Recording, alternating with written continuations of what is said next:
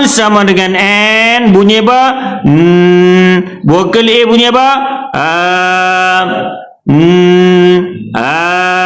Na.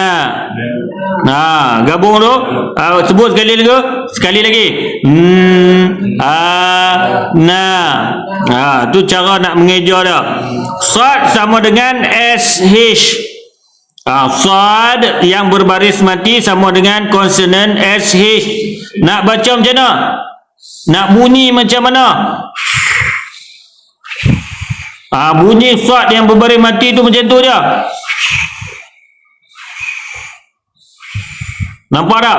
Dia tak boleh hidup sebab vokal dia tak ada. Faham tak? Kita ajak macam tu.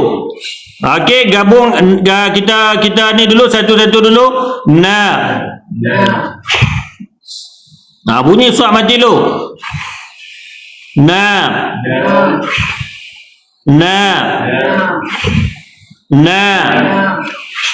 Okey, sad ni ada sifat apa? Sad ada apa? Mula-mula dulu hams ke jahar. Sad ada ham ke jahar? Hams. Rakhawah dia ada safir. Sebab tu dia ada aliran berdesiran di situ.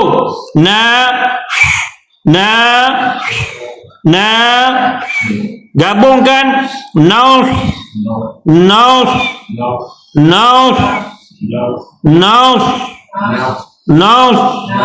Okey, boleh 1, 2, 3. Pandai. Sekali lagi. Okey, tebalkan sad. Sad dia ada isti'la dan isti'la dan juga itbaq sifat dia.